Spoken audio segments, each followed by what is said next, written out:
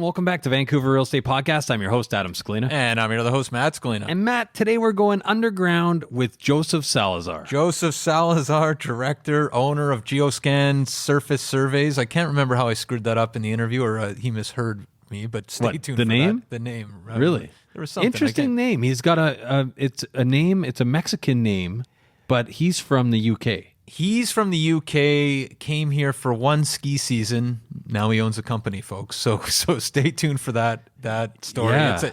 It's a good one. But we're also talking oil tank scans and different types, the risks to buyers, sellers, homeowners.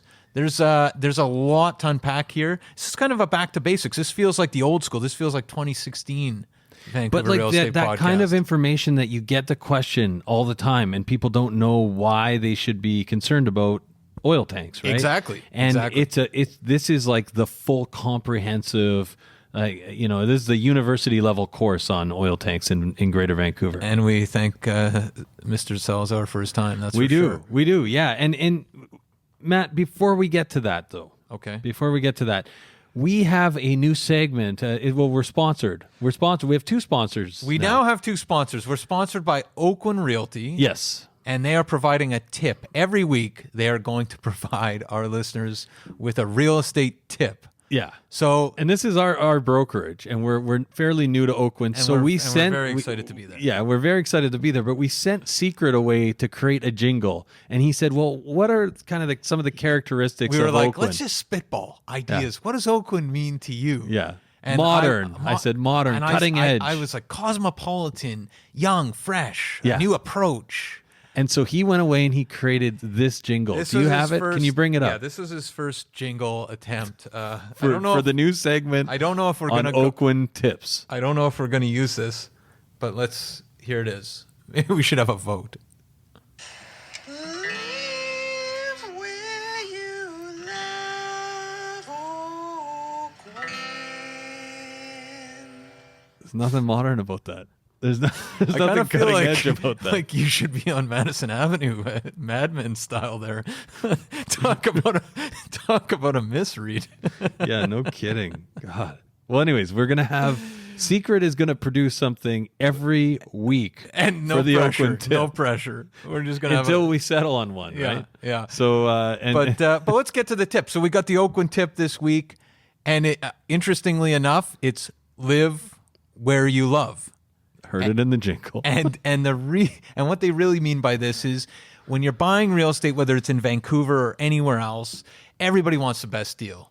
But often you leave something behind when you get the best deal, when it's something that you're looking for yourself. So, for instance, you get a great price, but you might not be in that location you really wanted. So the Oakland tip this week is buy something you love. Right. Right. So, we always talk about, leaving a trail of revenue properties, like making sure that you're allowed to rent the place or making sure that it's a good investment or the area is up and coming. And meanwhile, really, at the end of the day, you don't want to spend your time living in an area that's transforming. Spend the 10 years of your life, spending, time in an area you don't want to be in. That's right. So I think the idea here is highlight how you live your life, how you want to live your life, and buy the property that's going to suit that for you. And chances are, if you like it, and this is kind of a rule number one, if you love the place, somebody else is going to love the place. When you go to sell it, you're going to do fine. So live where you love. Yeah, that's totally true, unless you got really bad taste, which only you can answer. What else? We're also sponsored by the Bento Box. This is Ramey Films. Ramey here live at the Bento Box. He's producing top-notch quality shows. Sure. Like, what is the one we've been watching? Vancouver Real Estate Live. Oh, no, yeah, that's our show. But no. He's got other shows like... Yeah, live at Bento. It is the best thing ever. Best thing ever, right. Yeah. Last week, they did pad ties. Yeah. It was a good one. It was a very good one. The answer might surprise you. And what they're doing is they're taking food from different restaurants or even from grocery stores, anything. They're trying it and they're ranking Vancouver's best pad thai. I think they did one on... I think they've done donuts before, for pumpkin sure. Pie. Potentially a pumpkin spice latte. Yeah, potentially. I think anyway, it's Vancouver specific.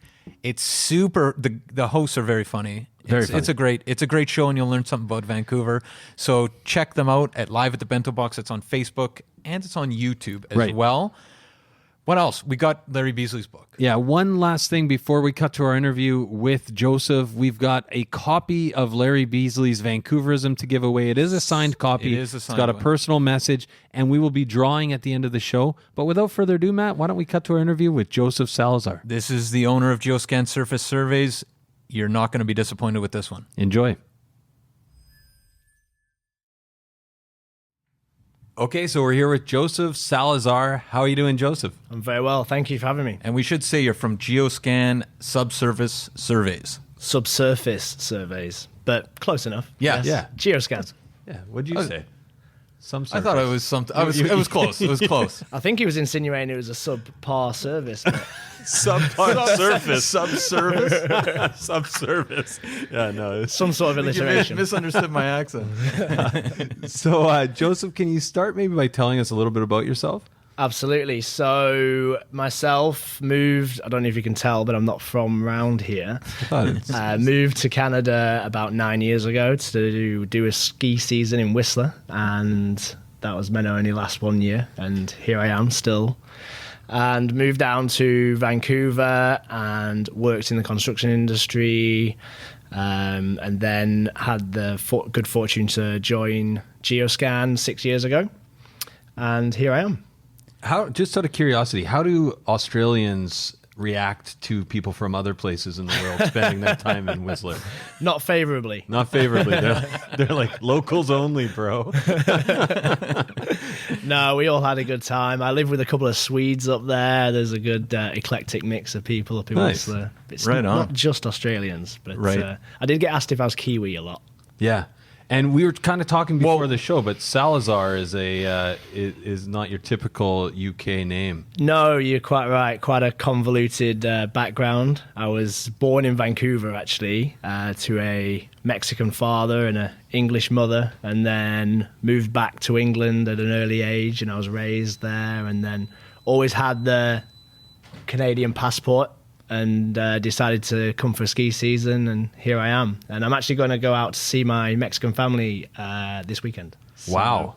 And are you going to Mexico to see them? Yes, got a wedding in Los Mochis. And have you met a lot of these people? Not to get too deep. We call them family, not these people. The family. Yeah. Sorry. Yes, I have. It has been a long time, though. So it's been a number of years since I've seen a lot of That's them. exciting. And maybe last question: do you speak Spanish? No habla un poco español. But you've been studying for the trip. Sounds like.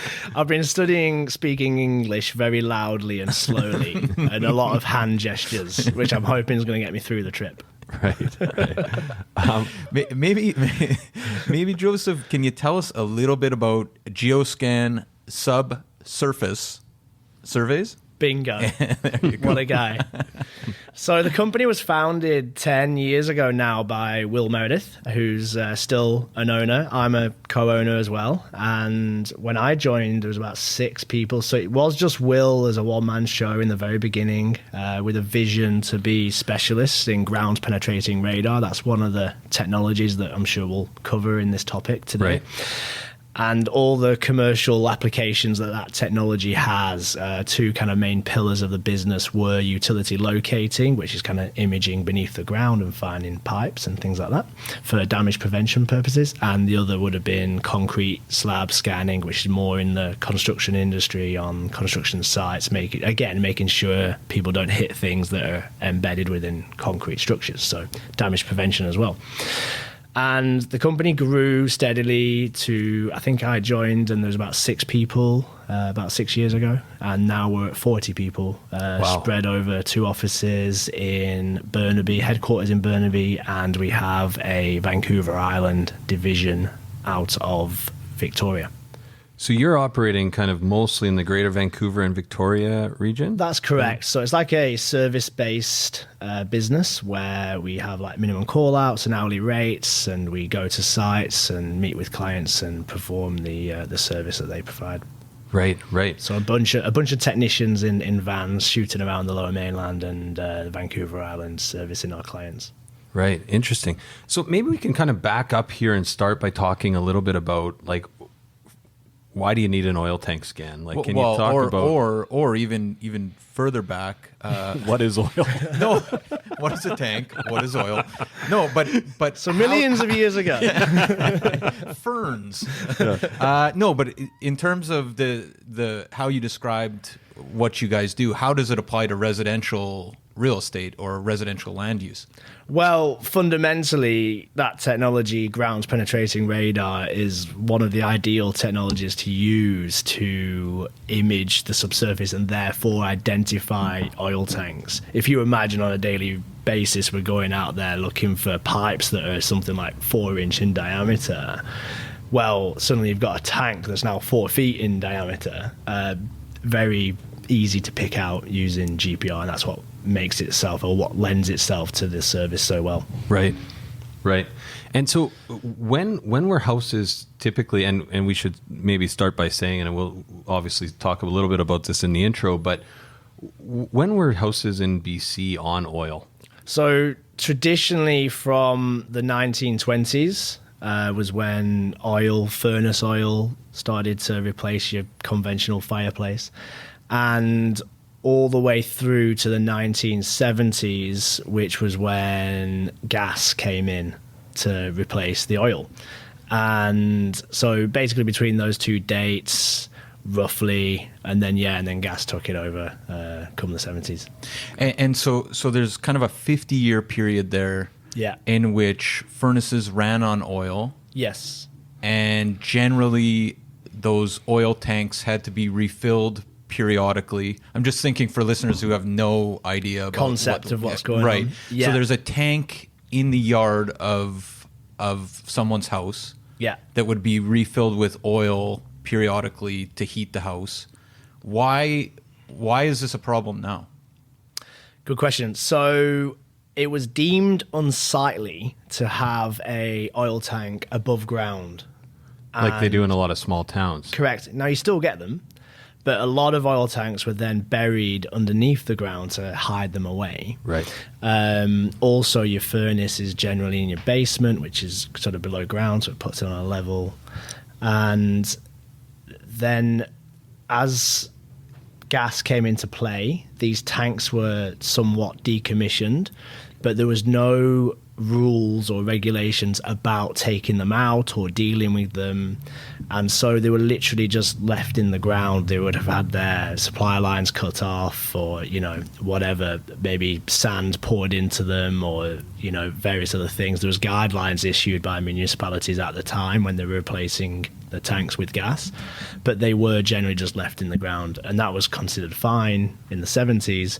And then now, or in the last 10 years or so, where this oil tank removal industry is becoming predominant, it's now determined that it's an environmental concern. And the reason for that is water over time, as these tanks that are made of metal rust and corrode and create holes, water gets in, oil floats above water, so that water pushes them up, and the oil then kind of spills out through these corroded holes in these buried tanks, and then that oil can generally just seep through the soil and cause contamination of the soil surrounding it.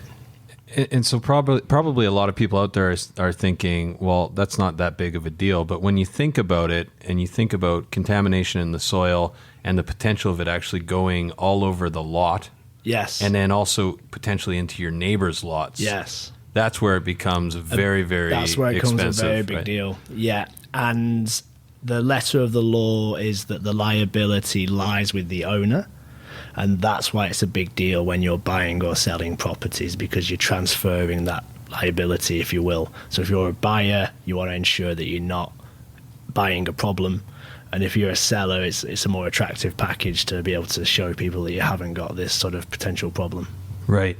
And just thinking about obviously just oil contamination's a problem, but Yeah. are there health risks? What is the end result of kind of contamination on kind of a fairly large scale?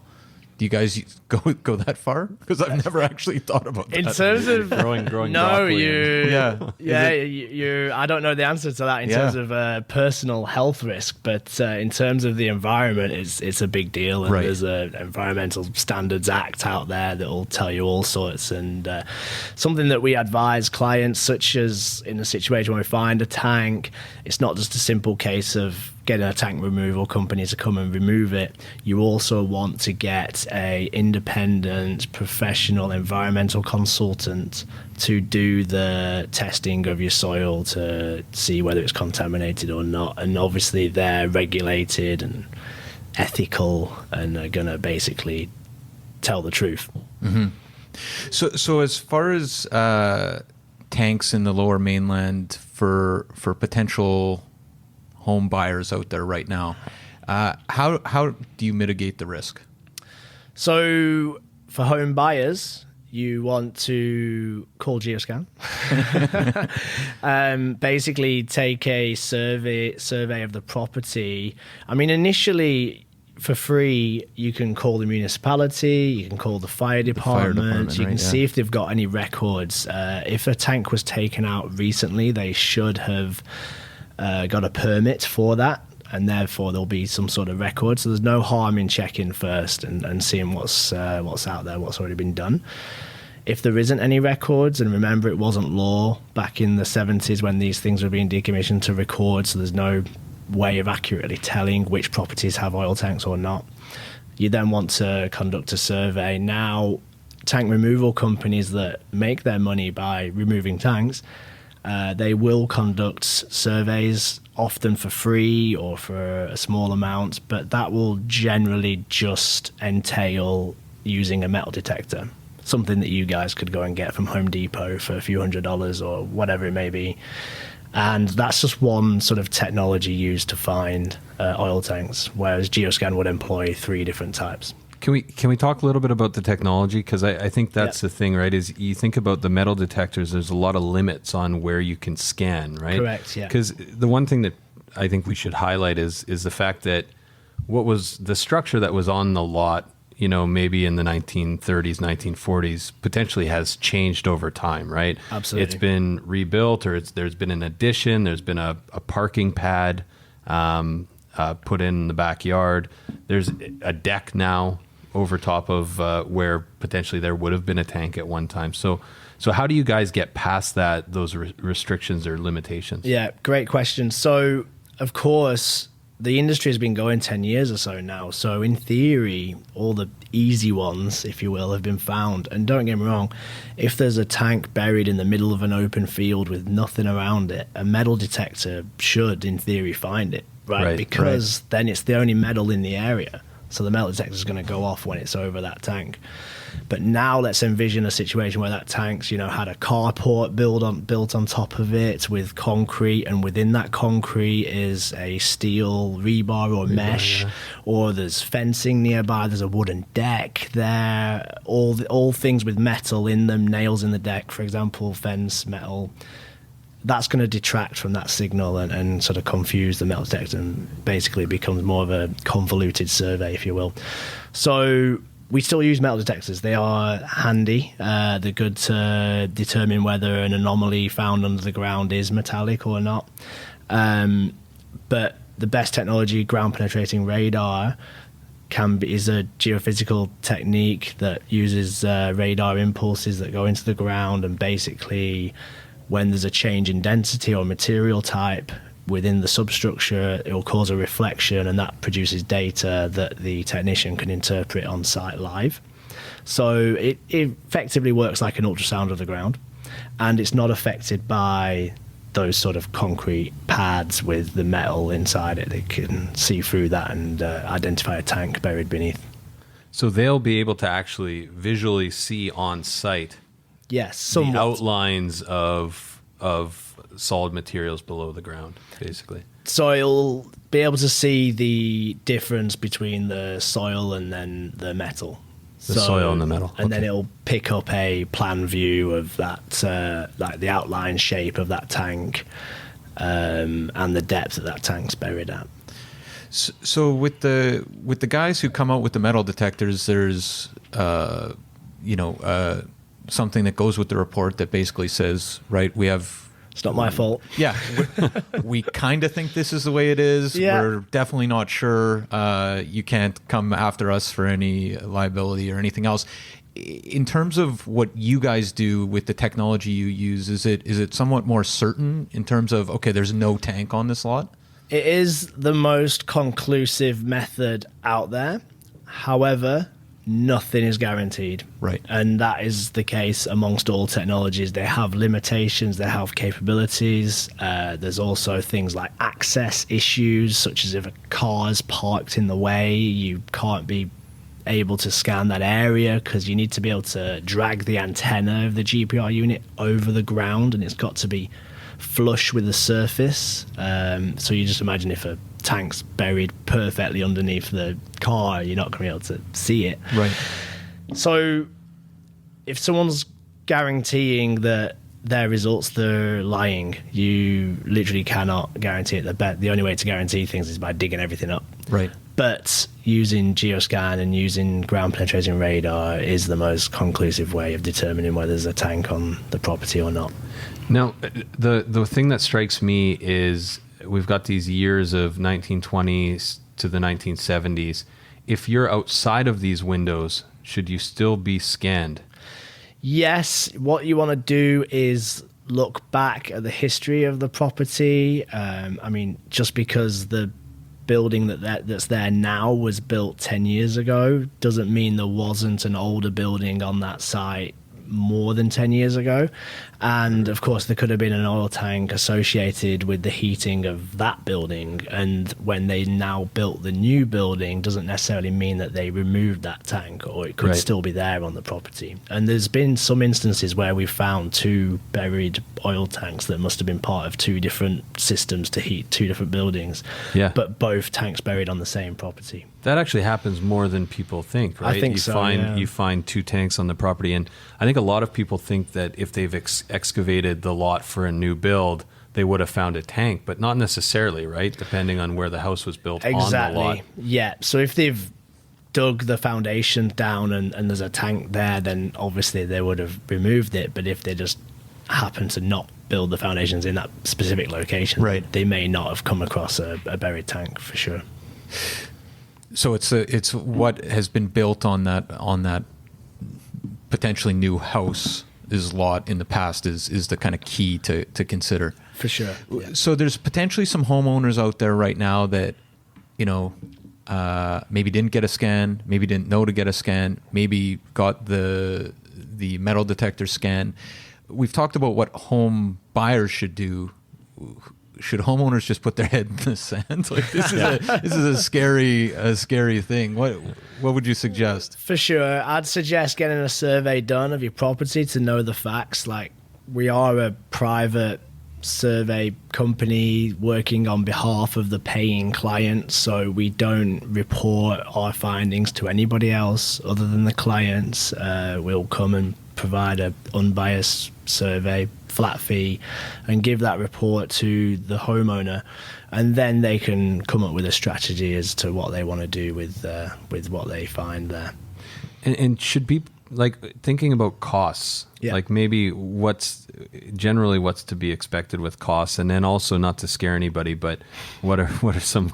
Do you have any horror stories of where costs have actually really escalated? Yeah, so I mean, back to our service, it's for Vancouver's a flat fee of $400 plus tax. If you're going to go out to Langley or somewhere, you're looking at $450. I don't know if you've noticed the price of for gas. the scan.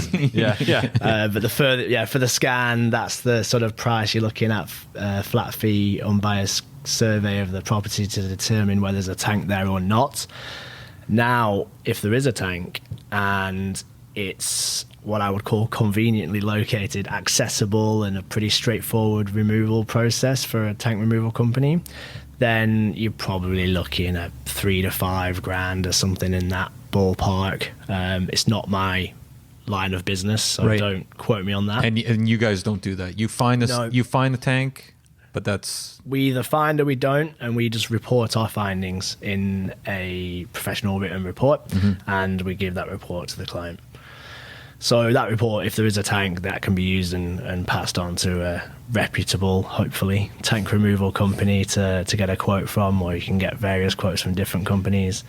And that's a kind of lump sum price to remove the tank. The real variable price comes into the remediation of the soil, and that's done on a per litre basis. So X dollars per litre of soil that's contaminated because of the oil, as I explained earlier, where it needs to be removed and then replaced with clean soil.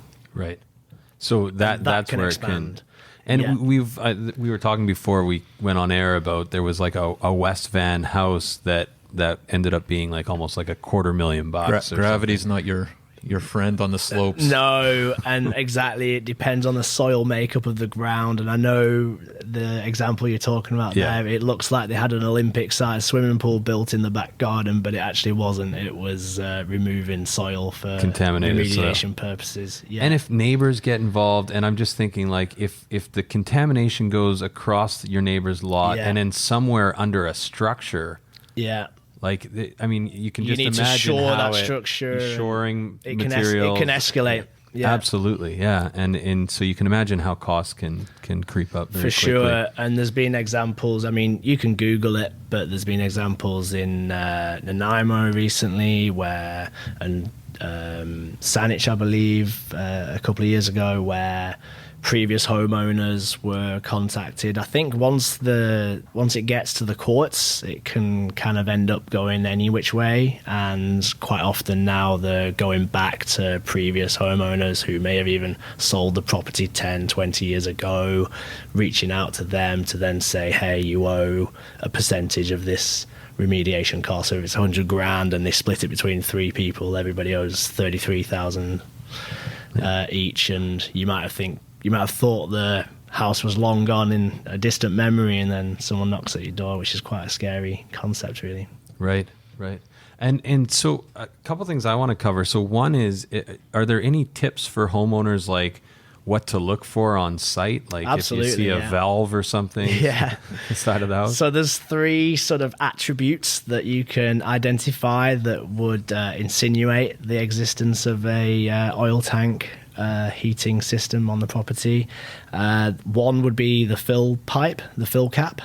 So literally a pipe sticking out of the ground. Right. Again, this is kind of a bit of a bullseye, if you will. So a lot of these easy and obvious ones have been dealt with by now, as the tank removal industry has been going about 10 years. So literally a pipe sticking out of the ground that would have been used to fill the tanker, would have rolled up on the back of a truck, lorry, and then hose connected to the fill pipe, and the oil would have been pumped in via that. And then the other 2 are, one's a vent pipe, so as the oil's filled up, the air has somewhere to escape, and usually a vent pipe will be a 2-inch pipe that will run up the side of a building and then just stop. So if it doesn't go into the building, you know it's not being used as part of a drainage system for the building. It's coming out of the ground and then stops halfway up the building. So it would be Somewhere, different. yeah. Like gas would go away from a building and come out of a building. So this is actually coming out of the ground. Yes, comes out the Okay. ground and then kind of just stops above head height somewhere, and it just Right. allows the air Just the to fumes escape. The to- fumes, right. yeah, you get it.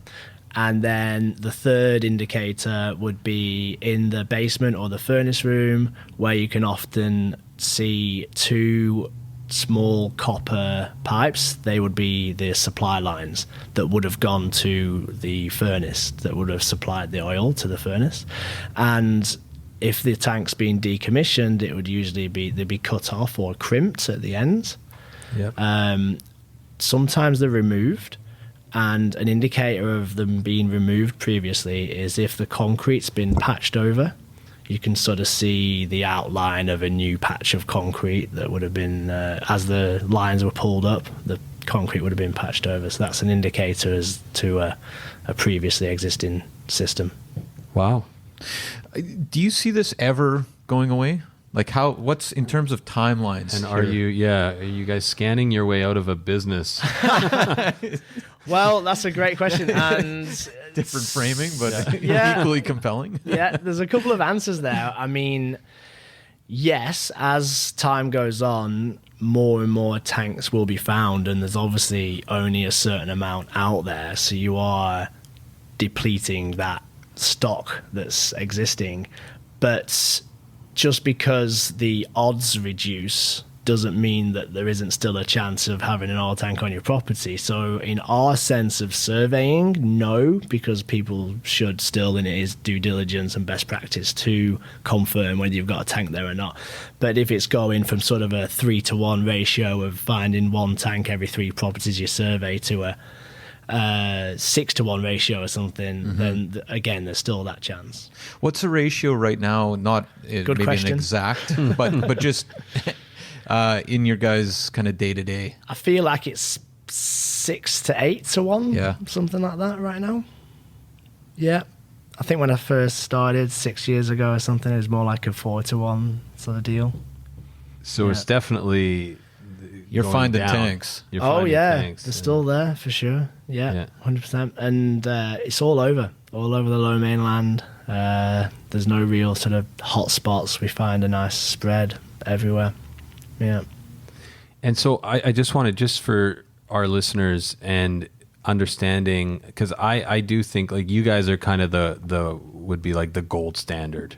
Oh, thank you. Of oil tank scans. Tell all your friends. But you're also you also pay a premium for your service. I think over what That's a metal detector Yeah. scan would cost. So assuming a metal detector scan would be in the area of $75 to $125, maybe that window would be fair, depending on where it's located. You guys, your price points are around $400 to $450. That's right. So that's the offset for the certainty. Yes. Of the 3 different types of, the more because that's a conclusive. costly mistake if you miss it. For sure, yeah. And like you insinuated before, the fat disclaimer at the bottom of the report saying it's not our fault isn't going to provide you much protection. Yeah, but parking pads, right? Like that's the one thing you think of, like They're everywhere. a Vancouver special. There's not grass. There's no. There's literally no grass. Yeah, yeah. So I mean, And traditionally, the rule of thumb for burying these things in the ground originally was sort of 1 to 2 meters away from the edge of the original building and about a meter below the ground.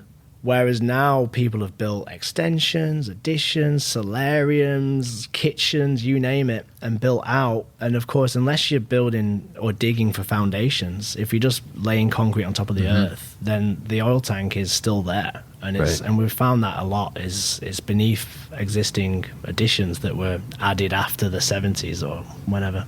Right. well, and it's one of those things, and I think about this for myself. You know, it's not knowing. Ignorance is bliss, except that over time, like the time is kind of the essence here because of the corrosion just gets worse. Correct, yeah.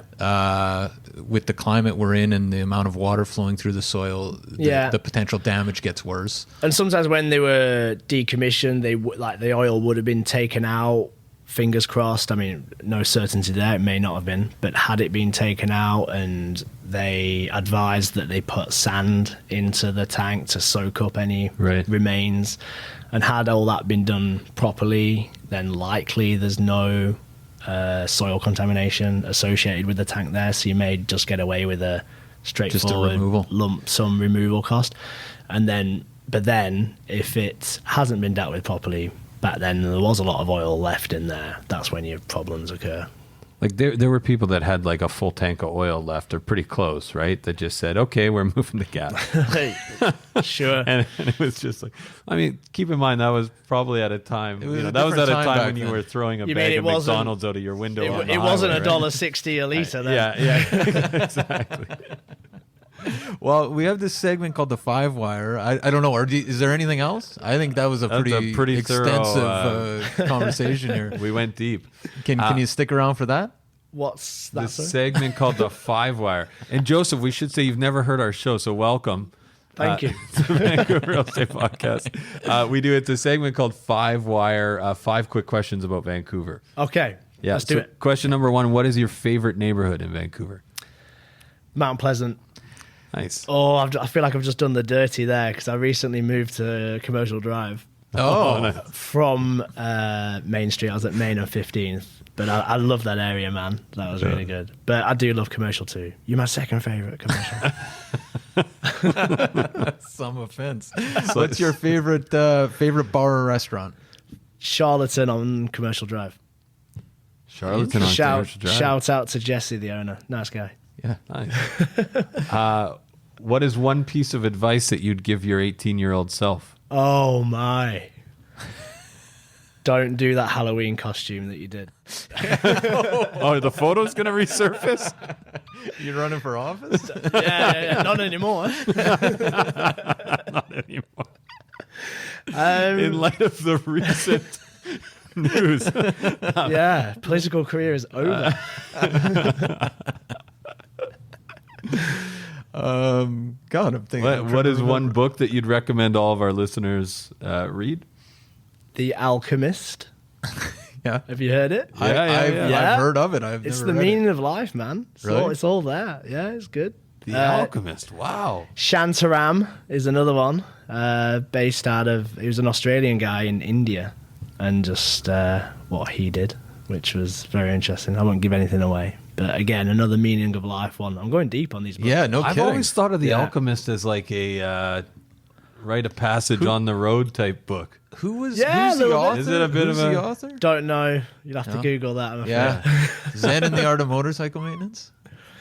Oh, I don't know. Oh, that's what I think of when I think of The Alchemist, but I haven't read it, so sounds better than maybe I thought. Maybe I should have stick to Harry Potter.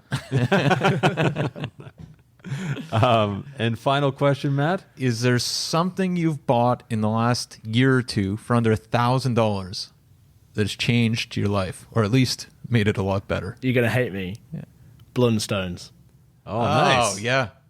I've been here 8-9 years, and I denied it. I was like, no, dead against it. Not doing that. I'm too cool. I'm wearing these crappy trainers that then leak and get my feet wet. And then I got these guys, and $1 per use. My God, every other day I'm wearing them. Really? That's actually a great answer. I've had a Is pair. that Australian? Yeah, those are those Aussie You boots. picked that up in Whistler. Yeah, I must have done. Yeah. Yeah, going back to my roots in Whistler. Yeah. I've had a pair like for a long, long time. It's crazy that it's the only thing I've had for that long, I think, out of anything I own. They last forever. They last forever, and they're so comfortable. It's crazy. He barely wears his Uggs anymore. They've just released a men's line of Uggs, you know. Oh, I hope not. Get on that. You heard it here first. Well, thanks for taking the time today, Joseph. And how can people find out more about GeoScan and what you guys are doing? Thank you. Go and check out www.geoscan.ca. There's actually a very good video. It's about 3 minutes long on oil tanks and the problems and everything associated with them that's worth a watch. Probably describes it a lot better than I did today. And also a non-accented Canadian chap did the voiceover. So for those who couldn't understand anything that was said today, check out the video. Right on. Well, thanks again for your time. That was a great conversation, Joseph. Thank you, chaps. Appreciate it.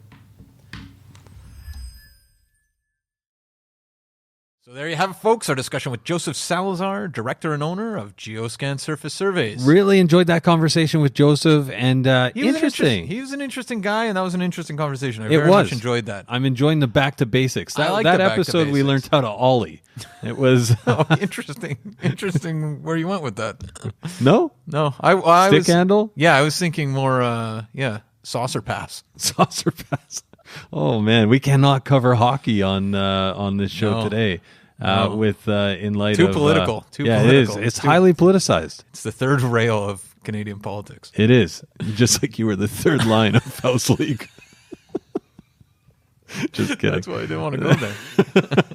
But okay, so thanks, Joseph. That was a great talk. I think I learned a lot. I'm glad Yeah. that we had him on. What else do we got? We got Larry Beasley's Vancouverism. This is signed copy. Right. We got a couple more to give away here. Personal message. It's phenomenal. This book's great. We've This got book's 111 reviews right now. I just checked. I think 85 of the people on there have already won. Right. Your chances are phenomenal. How you enter this draw, you go onto the right-hand side of our, first off, Google business You Google page. Vancouver Real Estate Podcast. Yes. On the right-hand side, there's a business page for us. Hit review, put in a review, win a book. See, that It's easy. it's that easy. I'm It's that almost easy, joking. and you have a really It's good that easy. you have a really good chance, right? Because I think there's like 111 reviews, and You got like a 1 in 1 in 5 odd. chance. Yeah. You're gonna win a book. Yeah, you're gonna win a book. So maybe secret. Who's this week's winner? The winner this week is Taylor Atkinson. Hey, congrats, Taylor. Applause, Taylor. Congratulations. What did Taylor write? Been with you guys since episode 1. Great guest, unbiased content, entertaining hosts. Feels like you guys truly care about educating the general population and have our best interests at heart and communicate it. Communicate it in a humorous way. Jeez, secret. Really, I was about to get teary here, and This you, is- yeah, you yeah. totally lost the Here, plot. come on. Okay, Finish continue, it up there. Continue to be Finish it strong. up. really appreciate the hard work you guys put into this. It doesn't go unnoticed. Would love to hear more about commercial real estate around BC. Interesting. Okay. Well, hopefully some of our episodes with Corey Wright have filled the void there for you, Corey's- Taylor. He's gonna be. He's gonna he's be coming back. He's back. Monthly. He's always top of mind. He's a great guest. So, thanks so much, Taylor. Get in touch. We'll get you that book. And what else do we got? We got VancouverRealEstatePodcast.com. We do, Matt, with resources like PCS, because if you are not using private client services, you are standing still while the rest of us power walk by. You get sold prices, days on market. It's basically realtor level information. It's at your fingertips. It's free. It's available at our website. And you really got to be using PCS. If you're not looking. using PCS to search Vancouver Real Estate, you're doing it wrong. Sure. We also got the Live Wire. That's our weekly newsletter. We send out the stats. Stats you're not going to get anywhere else. We got the deal of the month. We got assignment deals coming up. A couple potentially coming up pretty soon here. Right. Sign up. There's no reason to not be on that list. Also, if you're watching on YouTube, which is our new thing, Subscribe. hit subscribe. Is it down here? Is it down there? Just like this. Hit subscribe. Like we have no Some- idea where it is, but Somewhere. Yeah, hit subscribe. Yeah. And yeah. thanks for watching. And ring the bell. And Schools ring in whatever soccer. that ring whatever bell if you can find that bell. But it alerts you when we have new episodes. We've Yeah. been told. And if you want to talk about that or anything else, real estate related or otherwise, give me a call, 778-847-2854 or Matt at VancouverRealEstatePodcast.com. Or if you want to call me, I'm at 778-866-4574 or Adam at VancouverRealEstatePodcast.com. We also have got that secret line. Info at VancouverRealEstatePodcast.com. The Jingo Master. The Hooked on Phonics master. It worked for him. All right. care, guys. Take care.